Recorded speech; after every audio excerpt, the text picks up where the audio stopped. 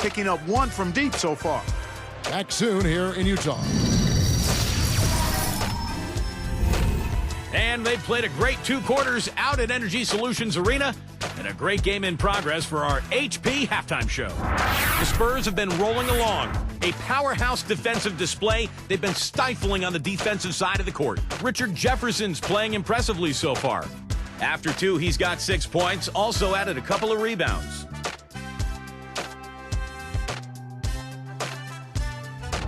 And still hanging in there, the Utah Jazz. They've launched 3 after 3, but it looks more like a bricklayers convention. Darren Williams is off to a rough start. Right now, I'm not sure if he could hit water if he fell out of a cliche. He's shooting under 20%. That's going to do it for this edition of At the Half. Now let's get back out to Kevin and Clark.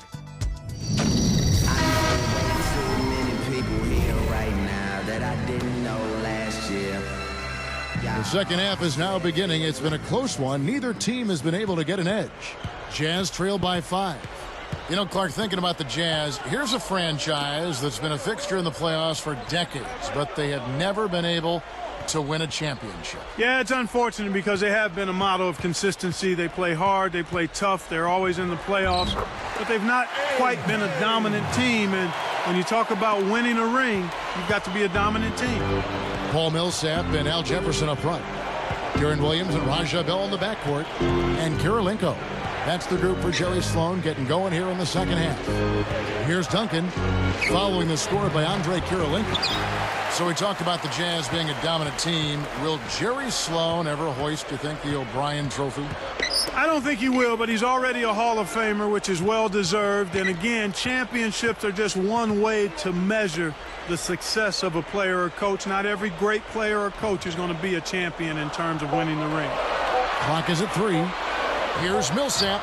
They couldn't beat the buzzer. That's a turnover. Spurs ball.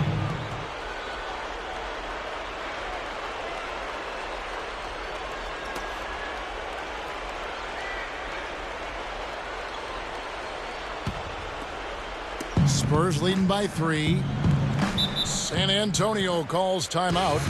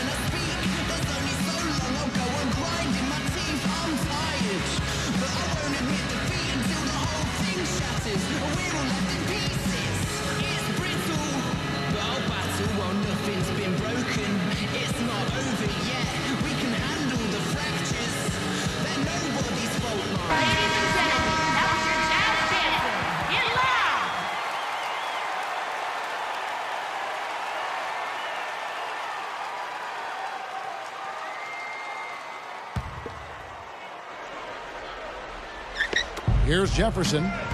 He's got 6. Hits the quick shot. Jefferson's got 8. Here is Williams. Richard Jefferson's play last season, Clark, a bit of a disappointment for the Spurs team that went into the luxury tax to acquire him. Yeah, I agree with you there, Kevin. I mean, his scoring rate dipped quite a bit, as did his three-point percentage, and his defense slipped a little bit too. I don't know if he was in ideal shape. He seemed to be a little heavy to me, and then the expectations may have been an awful lot to try to live up to as well. And maybe he pressed a little bit in an effort to be worthy of all of the maneuvering the Spurs did to get him, and that can hurt you when you're out there performing between the lines. You've got to walk that fine line between wanting to prove people wrong and also relaxing and being able to play your game. Duncan with the bucket. Once he gets you inside like that, you're done. It's over. You can't guard him. His post game is just too polished. Jazz trail by 5. And the Jazz call time here.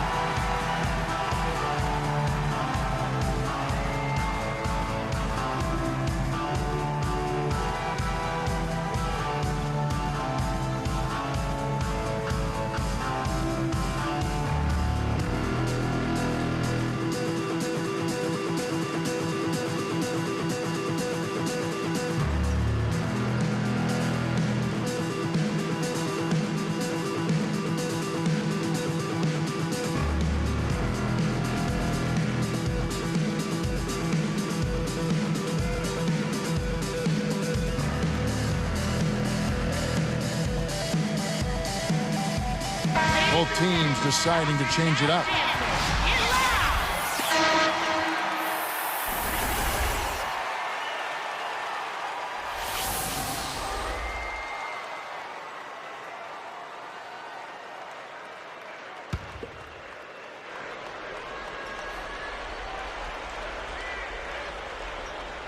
Here is Williams.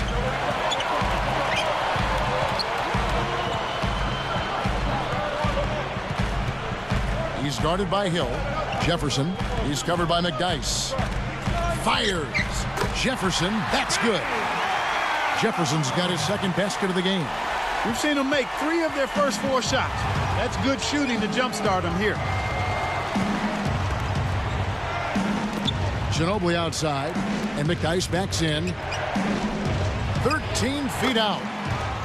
Again, the Spurs good for 2. I bet the defense was a bit surprised when they saw him finish that play. Outside Williams. Back to Millsap. Over Blair. Millsap misses. He's been AWOL this quarter. When his team is down and in need of some scoring from him, he hasn't shown up. For the Watch out below. Run for cover, young fella.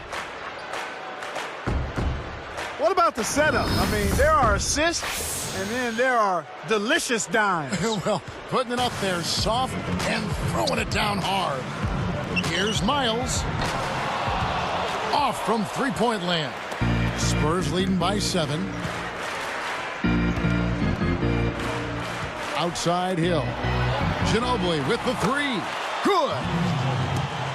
Ginobili's got 8 points. These guys are putting on a clinic. They're playing with confidence, and their offense is really flowing. Manu Ginobili, Clark, in his 9th season out of Argentina, maybe the biggest draft steal of all time. 57th in the second round. He was taken back in the '99 draft. Yeah, he's definitely up there, Kevin. I mean, since coming to the Spurs in 2002, he's been one of their 3 best players, and he's helped them win 3 championships. And San Antonio turns it over. You can't be careless with the ball. That's a loss of focus, plain and simple. And the Jazz with some changes. Memo Okur is checked in for Millsap. Bell comes in for Gordon Hayward. And Ronnie Price has subbed in for Darren Williams. Tim Duncan, he's checked in for the Spurs. Parker comes in for Richard Jefferson. Here's Price.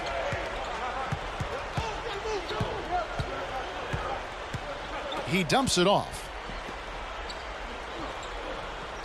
Price with a screen on Hill. Down to 5 on the shot clock. The Jazz need to get off a shot here. Jefferson's shot is off. That's his job. That's what he does. He clamped down on the shooter. He's one tough defender. Ginobili kicks to Parker. And almost gets it to go, so he'll shoot 2 here. Contact certainly altered that shot. The official was right on top of it. At the line for the Spurs, Tony Parker.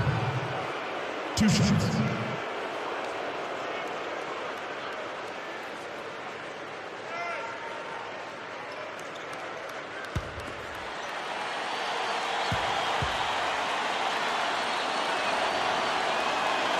That one is off.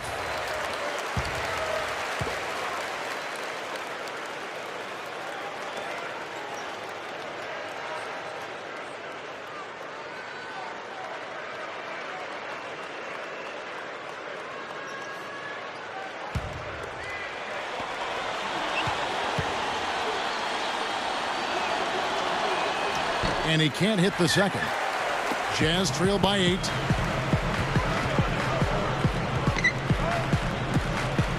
Behind the arc. Hill gets the board inside. And here comes Parker. Here, they'll want to hold for 1 shot. Over Miles. And that one's good. Parker.